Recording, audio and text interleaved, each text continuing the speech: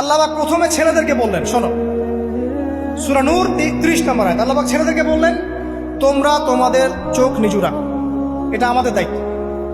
প্রত্যেকটা ছেলের দায়িত্ব বেগানা মেয়েকে দেখলে চোখটা কি করবে? নিচু করবে। তাহলে আপনি সিডিউসড হবেন, এক কথা।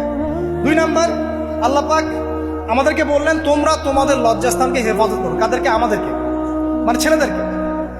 প্রথমে আল্লাহ পাক ছেলেদেরকে বললেন, চোখ নিচু করে রাখো, লজ্জাস্থানে হেফাজত করো। ঠিক আছে? সূরা বানী ইসরাঈল আল্লাহ পাক বললেন, জেনার ধারের কাছেও যেও না, ধারের কাছেও যেও না। আল্লাহ পাক আরো বললেন, যদি কেউ জেনা করে ফেলে, সূরা নূরে, তাহলে তাকে 100টা বেত্রাঘাত করতে হবে। কয়টা? 100টা, এবং 1 বছরের জন্য তাকে বহিষ্কার করতে হবে। আল্লাহ পাক শাস্তিও দিলেন, শুধু তাত্ত্বিক বিধান দেন নাই, শাস্তিও দিয়েছেন। কারণ শুধু তাত্ত্বিক বিধান দিয়ে হবে?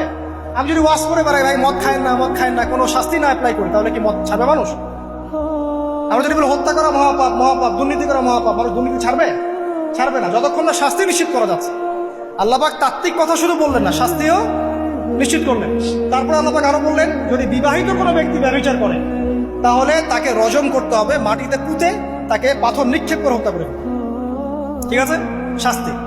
এরপরে দেখেন আল্লাহ পাক মেয়েদেরকে বলছেন, মেয়েদেরকে বলছেন, তোমরা মূলত ঘরে থাকো, যদি বাইরের পরিবেশ তোমাদের অনুকূলে না থাকে, তোমরা ঘরে অবস্থান করো। ওয়াকরনা ফি বুয়ুতিকুন্না ওয়ালা তাবাররুজনা তাবাররুজাল জাহিলিয়াতিল উলা। তোমরা মূলত ঘরে থাকো। জাহিলি যুগে মেয়েরা যেভাবে নিজেদেরকে প্রদর্শন করে বেড়াতো, এই কাজটা তোমরা করো না। যদি করো তাহলে সমাজে বেহায়াপনা, ফায়সা বেড়ে যাবে, তোমরা নিজেরাই ক্ষতিগ্রস্ত হবে, যেটা ওরা হচ্ছে এখন। আচ্ছা, এরপর আল্লাহ পাক আরো বললেন, হে নবী, আপনি আপনার স্ত্রী এবং মুমিন নারীদেরকে বলেন, তারা যদি বাহিরে যায় যেন জিলবাব দিয়ে তাদের পুরো বক্ষ দেশটাকে ঢেকে নেয়। তাহলে পোশাকের সংস্কৃতির শেকড় কোত্থেকে শিখবো? আমি কোত্থেকে শিখবো? আল্লাহ পাক কর্তৃক নাজিলকৃত সর্বশেষ ঐশী গ্রন্থ থেকে শিখবো নাকি?